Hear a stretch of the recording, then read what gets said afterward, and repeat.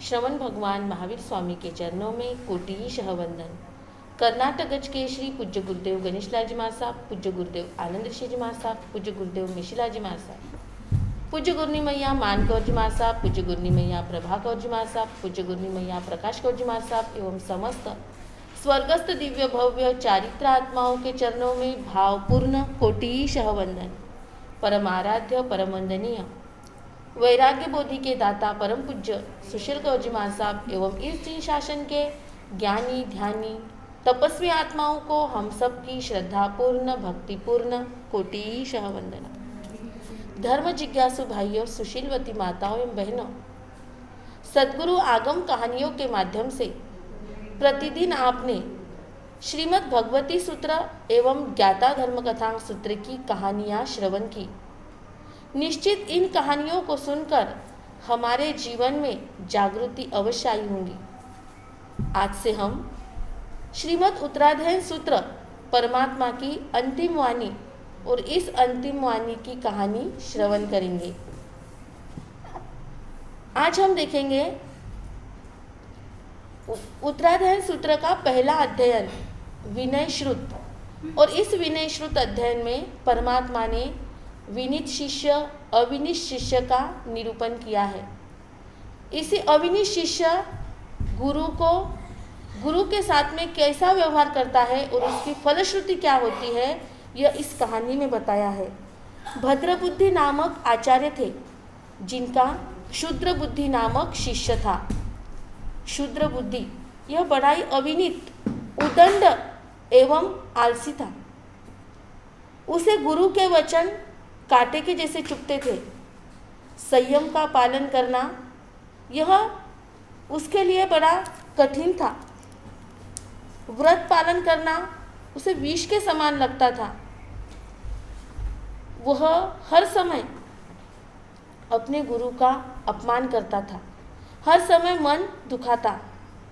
भद्रबुद्धि आचार्य बार बार ज्ञान से उसे समझाते कि शिष्य इस तरह का व्यवहार ना किया करो, पर वह क्षुद्र बुद्धि हमेशा अपने गुरु के सामने अविनीतता से पेश आता। जब कभी वह आहार लेकर आता, गोचरी लेकर आता, तो अच्छी अच्छी चीज़ स्वयं खा लेता और गुरु को कभी रखता कोई चीज़ या कभी रखता भी नहीं। बहुत बार जब गुरु का उपवास रहता तब लोगों से कह देता कि आज मेरे गुरु को बेला है। कभी बेला रहता तो कहता था आज तो इनको तेला है। गुरुदेव की पालना करने की भावना रहती, पर जब लोगों में ये इस तरह का प्रचार करता तो गुरु सोचते कि नहीं, मैं आगे तपस्या बढ़ा लेता हूँ। जब गुरुजी प्रवचन देते तो बीच में ही टोकता कि यह आप जो बता रहे हो यह सही नहीं, गलत है। मेरे गुरु की बुद्धि सटिया गई है, ये कुछ भी बराबर बोलते नहीं। बीच बीच में टोकता और कभी तो कहता कि मेरे गुरु की तबीयत अच्छी नहीं है तो मैं ही व्याख्यान दे दूंगा, और जोर जोर से चिल्लाकर लोगों के सामने बोलता। बार बार गुरुदेव की समाधि में, गुरुदेव की साता में यह क्षुद्र बुद्धि शिष्य विघ्न और बाधा डालता। परंतु यह जो उसके आचार्य थे भद्रबुद्धि, यह ज्ञान के माध्यम से स्वयं को समझा लेते और समता से रहते। कई दिनों से शिष्य के द्वारा इस तरह से प्रताड़ित करने पर, इस तरह की निंदा अवज्ञा अवहेलना करने पर गुरु मौन रहे और बार बार तपस्या बढ़ती गई, और इस तपस्या के कारण से उनका शरीर दुर्बल हो गया, काया कमजोर हो गई। एक दिन क्षुधा वेदना का उदय हुआ और उन्हें बहुत भूख लगी। मन में विचार किया कि मैं शिष्य को कहता हूँ कि मेरे लिए गोचरी लेकर आओ, और कुछ कहे उससे पहले शिष्य ने, उस क्षुद्र बुद्धि ने, उस अविनीत उदंड शिष्य ने लोगों के सामने कह दिया कि मेरे गुरुजी ने संथारा ले लिया है। लोग जब दर्शन के लिए आए और आचार्य को कहते हैं कि आपने संथारा लिया है, आप शासन के महान संत हो, आप जैसे महान संतों से ये जी शासन चल रहा है, आपने अपने अंतिम समय को सफल बनाया है, आपने अपने जीवन को, मृत्यु को महोत्सव बना रहे हो। पहले तो आचार्य समझे ही नहीं कि ये लोग क्या कह रहे हैं। संथारा मैंने लिया नहीं, मेरे मन में अभी तक संथारे की भाव नहीं है, और फिर भी लोग इस तरह की बात कैसे कर रहे हैं। पर जब शिष्य सामने आया तब आचार्य के ध्यान में आ गया कि यह करतूत इस क्षुद्र बुद्धि की है, यह क्षुद्र बुद्धि ही मुझे तकलीफ देने के लिए इस तरह का व्यवहार कर रहा है। अब शिष्य के कुप्रचार को रोकने के लिए क्या किया जाए।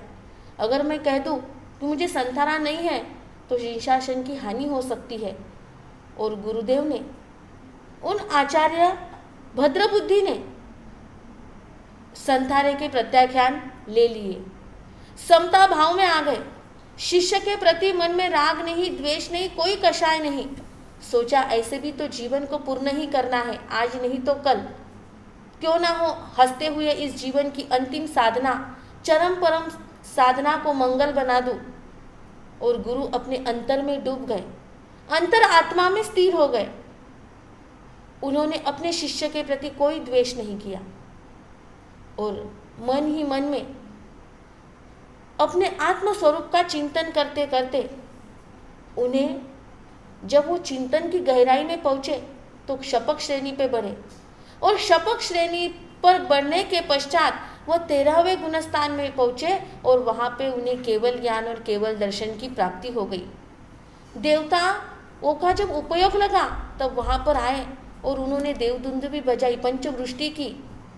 और उस समय वह आचार्य भद्रबुद्धि केवल ज्ञान और केवल दर्शन को पाकर मोक्षगामी बने।